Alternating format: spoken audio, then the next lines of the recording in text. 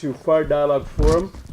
Today is 11th of September 2012, approximately 11 years back, 11th September 2001.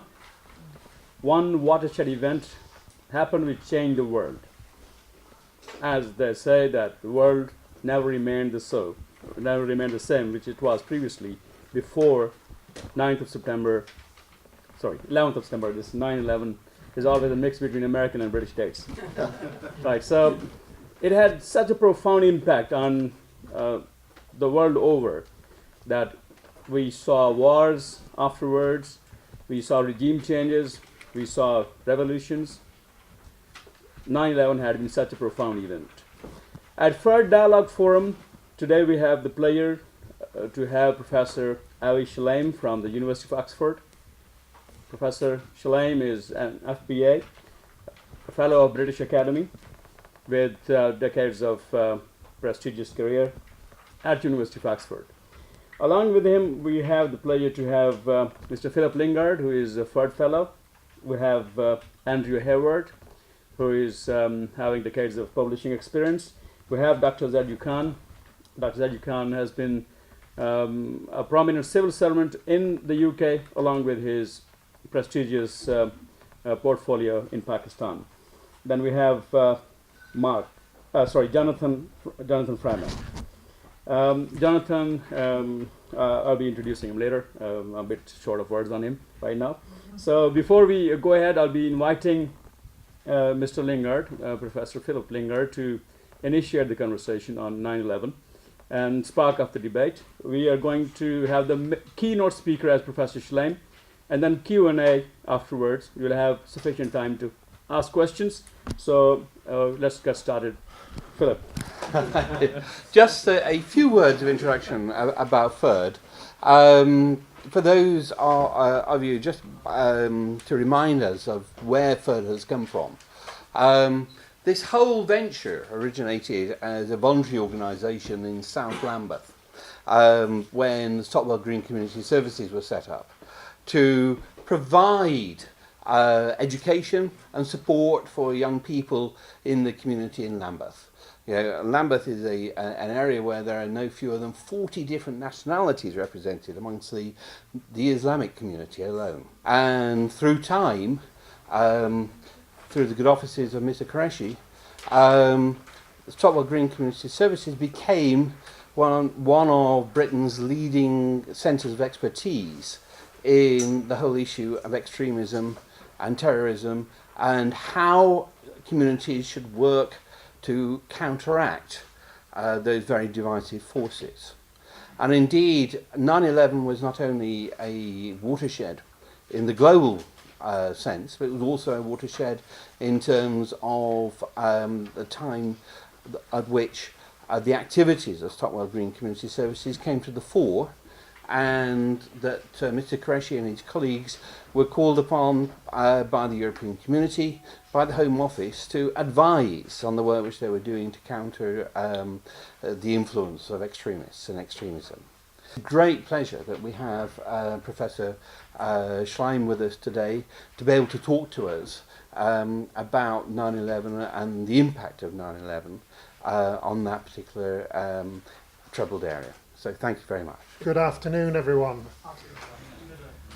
The subject of today made me think back to where I was when I heard about the events in New York and Washington.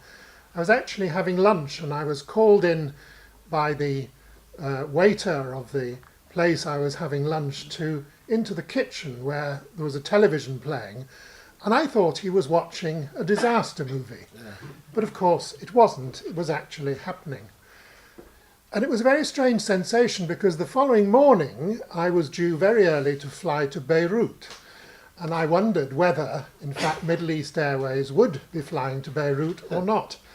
But not being one to shy away from the opportunity of getting into the Middle East on such an important moment, I turned up at Heathrow, which was absolutely deserted apart from several dozen heavily armed policemen. And sure enough, the Middle East Airlines flight did fly to Beirut, with a precise number of 6 passengers who dared turn up and a crew of about 25. As you will soon discover, he is not only an extremely elegant and eloquent academic, but also I think it would be true to say that of all the Israeli academics and people of Israeli origin who write and comment on the Middle East, he has shown a depth of understanding of both sides which is unequal. It's therefore a huge privilege for me to be on the same platform as him, and I'm sure we're in for a treat.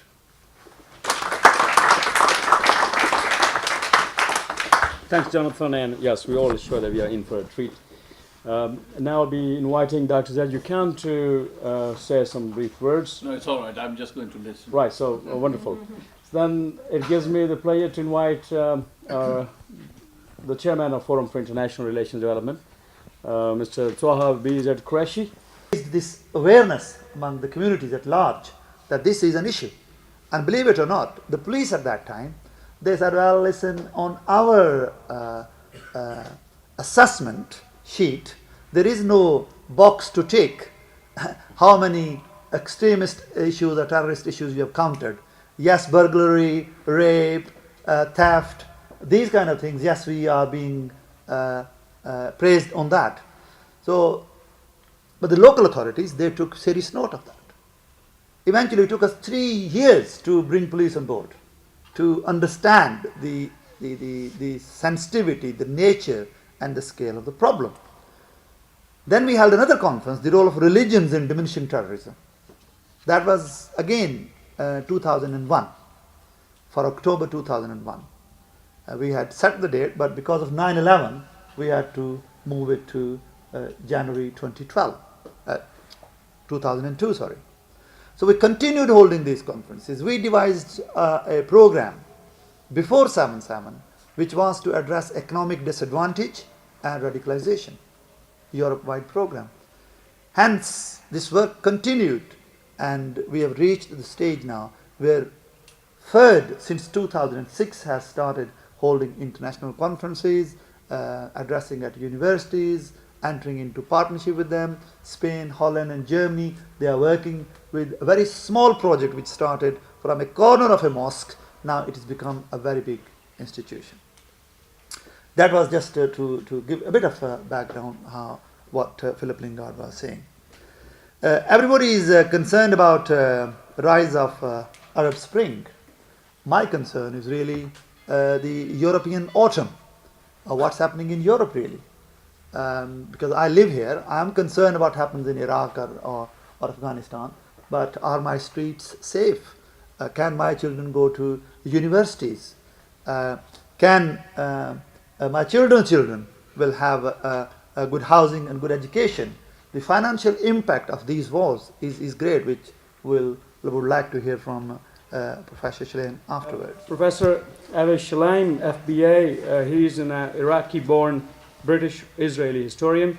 He is a professor of international relations at the University of Oxford and a fellow of the British Academy. Professor Shalaim also is a regular contributor to the Guardian newspaper. So from all of us, in fact, a big hand.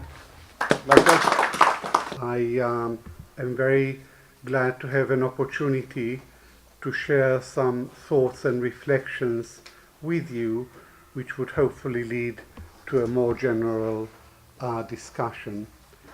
The title of my talk is a rather long one, The Impact of 9/11 on the Arab-Israel Conflict and the Rise of the Arab Spring. So there is a lot of ground to cover, and I'm not going to give a systematic paper, but rather offer some reflections on the impact of 9/11 on the evolution of the Arab-Israeli conflict over the last decade, with a particular focus on Israeli-Palestinian relations. The attack on the Twin Towers had, of course, a very profound impact on all aspects of international relations. But the most concrete and immediate consequence of 9/11 was the global war on terror. This was not the original name of that ill-conceived war. The original name was the war against radical Islam. And this is what the war was about. It set America on a course of confrontation with Islam. Like Hosni Mubarak, who was a subcontractor for American and Israeli security interests in the region. So the Israelis are fixated with this notion that Islamic parties are inherently undemocratic. And if they come to power, there might be democracy, but it would be of the one man, one vote, one time variety. The prospect of genuine gradual development towards democracy is something that they deny for no very good reason. So Israel is succumbing to imperial paranoia. It was so used to dominating, to controlling everything, it doesn't know how to deal with what is going all around its borders.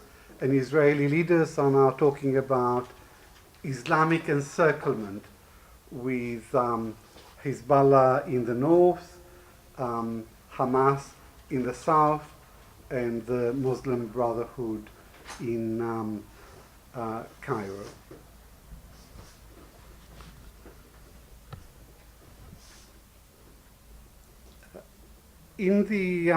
On the Palestinian side, Arab Spring has taken the form of protest, mostly by young people, against the Palestinian Authority dominated by Hamas, protests for freedom, transparency, good governance, end of corruption, economic opportunity, social justice, all the things that all the other protesters are demanding, but one additional demand, which is to stop the nonsense, to do something more serious to stop the subservience of the Palestinian Authority to Israel. And all these pressures have eventually led the Palestinian Authority to make the bid for membership of the United Nations. Now, this bid for membership doesn't change anything on the ground. It doesn't end Israeli occupation, but it is very significant. It is significant because what it means is that the Palestinians have cut their losses both with Israel and with America. They don't want America to continue the farce of the so-called peace process, and they don't want to have anything to do with Israel until Israel accepts two basic conditions. Stop settlement expansion and resume negotiations on the basis of the 4th of June 1967 borders. So if peace negotiations are resumed, they wouldn't be on the old basis of Israeli dictation and American complicity. It'll be on the basis of international legality and UN resolutions. To sum up, the Arab Spring presents Israel with a threat to its security and with an opportunity to become part of the region. The Israelis see only the threats and the dangers, and they completely overlook the opportunity. And the opportunity is not just peace with the Palestinians based on a two-state solution, it's also peace and normalization with the entire Arab world in accordance with the Saudi peace plan of 2002, which was endorsed by all 22 members of the Arab League. So the situation on Israel-Palestine is fairly bleak, given the Israeli mindset and the Israeli conduct. On the other hand, throughout the region, the tectonic shifts are shifting. We see the decline of the outside powers of America and of its clients state Israel, and the rise of regional powers, Turkey and Iran. And in the Arab world, dictatorships are doomed, and I think we are witnessing the beginning of a new dawn that would lead eventually to freedom and democracy. Thank you. And after Professor Schleim, I think Andy is going to have a bit of a challenge, but being son of a vicar, hopefully with his firebrand speaking qualities, he would manage. So let's welcome Andrew Hayward. Thank you. When Arif asked me to say a few words, I said, I'm coming as a disinterested observer. You know, I'm interested, but I have no bias on either side. But someone like our guest speaker, I could listen to for ages. And I'm sure that people on the panel here who have studied the Middle East for all of their academic life will say there's still more for us to learn. So I'm not quite sure what I'm doing here. The reason I'm here is because I stupidly said to Arif that I'd actually written 15,000 words on the issue of Palestine as a second-year undergrad at Warwick. And he felt that kind of gave me the leeway to say a few words. But there are a couple of things that I learned from that, and there are a couple of things that have come from the talk that I also want to pick up on. The first thing is, studying the Palestinian issue, was how guarded words are in diplomacy. 1922, 90 years ago, we had the Sykes-Picot Agreement. Is that correct? And this is the whole foundation of the Middle East. 1916. Yeah. And at that point, for the next 10 years, Palestine, interestingly, and the Palestinians were referred to as the Palestinian personality. That's what they were called in legal and in treaties, etc. Then they became the Palestinian people. After the war, the Palestinian nation, and now the Palestinian state. And if you think those two terms are interchangeable, they're not. If you have Catalonia, Catalonia is a nation, is part of the Spanish state. Wales is a nation, is part of the United Kingdom state. And I was actually very assiduous in writing this essay. I actually went to see Geoffrey Howe, who was our foreign secretary at the time. Why on earth he saw a little twit like me, I have no idea, but he did. I saw David Owen, who's welcome to give his views to anybody at any point. A guy called Frank Judd, who was Minister of State for the Middle East. A guy who'd been at school 2 years ahead of me, a guy called Tony Judd, who's just written, posthumously, the book's come out. He was a political philosopher, historian, happened to be Jewish as well, a lot of ideas on Israel and Palestine.